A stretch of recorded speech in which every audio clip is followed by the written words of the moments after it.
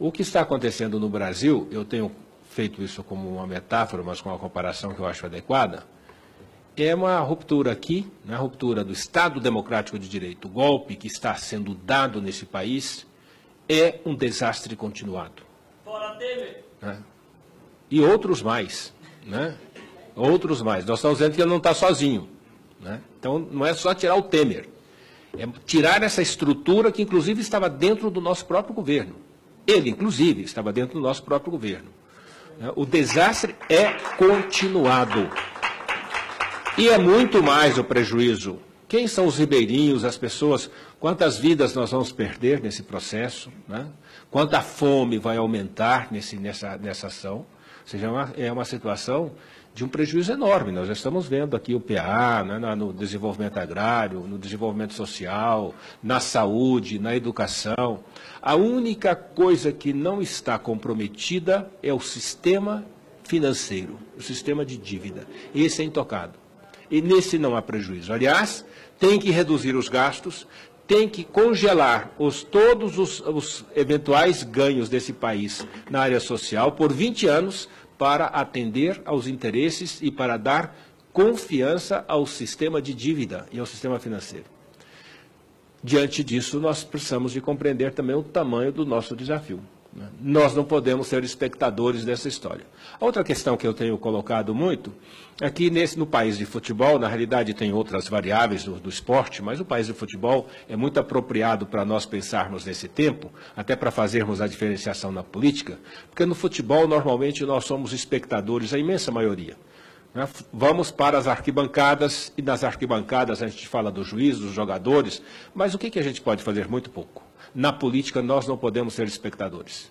Na política, nós temos que ser jogadores. Não basta eleger um time, alguém, para julgar e depois ficar falando mal dos políticos também. Nós temos que entrar em campo, porque política é algo em que cada um e todos nós podemos fazer no sentido da construção do Estado democrático de direito e justiça, que está ameaçado. E, lamentavelmente, eu falo isso com muito constrangimento, né? Um dos centros de toda essa crise nacional está aqui nesta casa.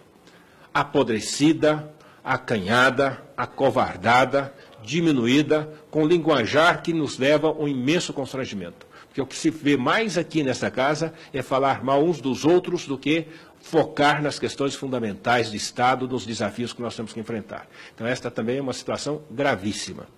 E eu mais uma vez, agradeço a oportunidade de estar aqui com vocês. A luta é grande, não será fácil.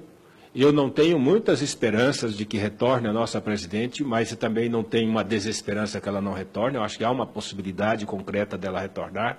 Mas também nós não queremos que a presidente Dilma volte à mesma, do ponto de vista da composição de governo e dos compromissos, embora muitos deles extraordinariamente importantes para nós. Mas muitos outros deles foram compromissos que sustentaram essa corja de gente que estava dando golpe contra nós.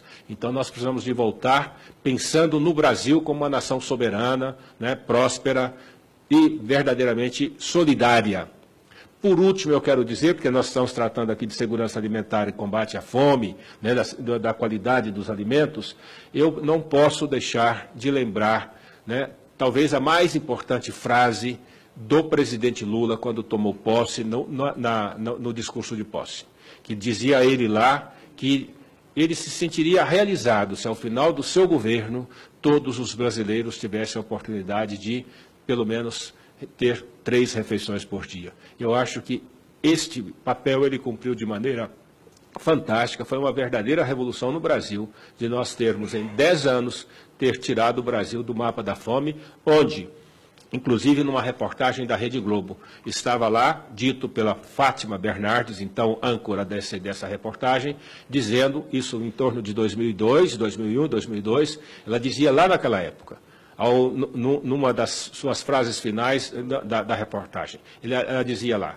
hoje, no Brasil, vão dormir com fome 36 milhões de brasileiros. Hoje, né, em 2016, se existem brasileiros que têm mais vida, mais saúde, maior qualidade de vida, melhor educação, melhor saúde, mais autoestima, foi em função de ter saído do mapa da fome.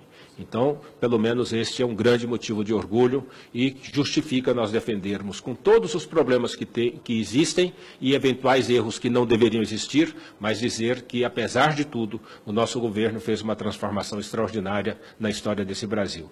Não só nesse lado, da educação, né, na infraestrutura, muitas outras, e projetou o Brasil internacionalmente como uma nação, muito mais do que um quintal de interesses norte-americanos que ainda prevalecem até hoje. Mas nós vamos vencer, se Deus quiser, com muita luta, com perseverança e como jogadores na área da política, como sujeitos da história e não como espectadores dela.